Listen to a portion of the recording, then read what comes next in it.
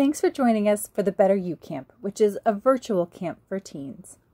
Welcome to day 2, the story I tell myself.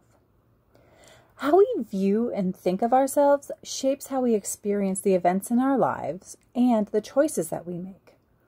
Travel writer Pico Iyer said in his TED Talk titled The Art of Stillness that it is not our experience that makes our lives, but what we do with it.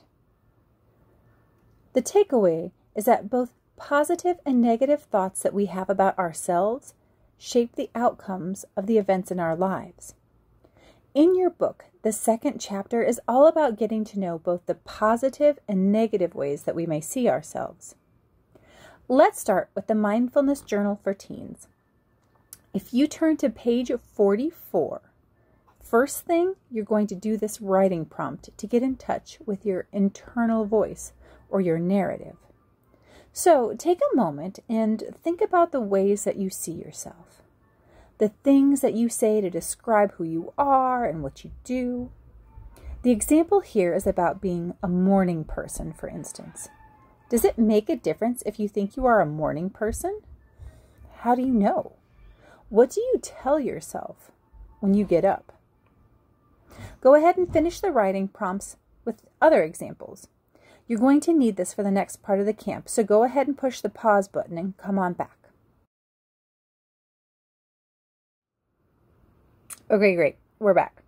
So, sometimes the thoughts we have about ourselves can seem like unchangeable truth, when in reality, these thoughts aren't facts.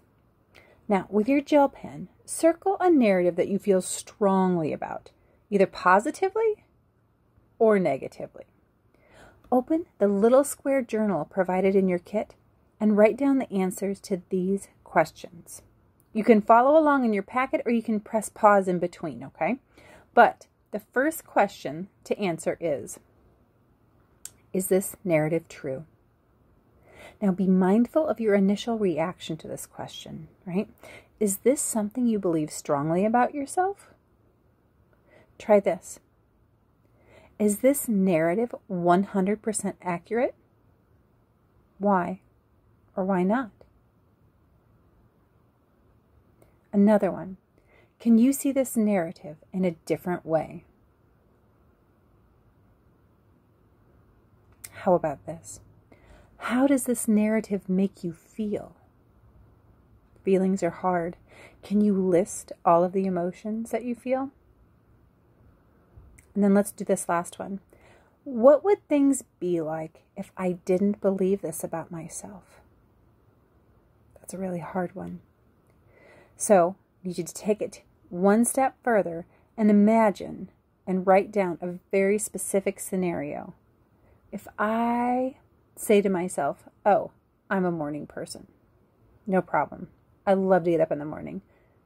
What if I just like to tell myself that or think that, and in fact, I could possibly stay up later at night thinking, I don't have to get up first thing in the morning. I just enjoy it. Or I'm capable of staying up and doing work a little bit later. So think of a very specific scenario. Okay, so now we're to the end of the questions. How do you feel?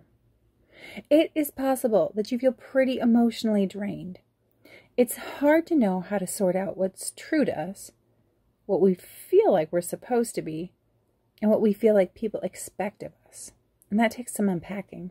So no matter how you feel, the next step is working on accepting yourself for all that you are in the here and now.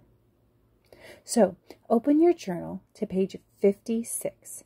And we're going to practice this self-acceptance meditation. You should have gotten a bracelet in your packet, right? So, put your bracelet around your wrist, and when you say out loud, may I have happiness and joy, squeeze one of the beads between your fingers. Next, may I love and be loved, squeeze another bead between your fingers. And go on that way for each mantra, okay? Now, Wearing the bracelet after practicing this meditation a few times can help remind you of the new self-acceptance mindset that you're trying to adopt. Also, if you have Netflix, you can watch the Brené Brown special, The Call to Courage, and pay special attention to the segment about how personal narrative impacts how she interacts with other people. She talks about an awareness exercise she called The Story I Tell Myself. You could probably practice yourself. Make up a story about yourself. Put yourself in a different light, a different position. But it's pretty interesting stuff.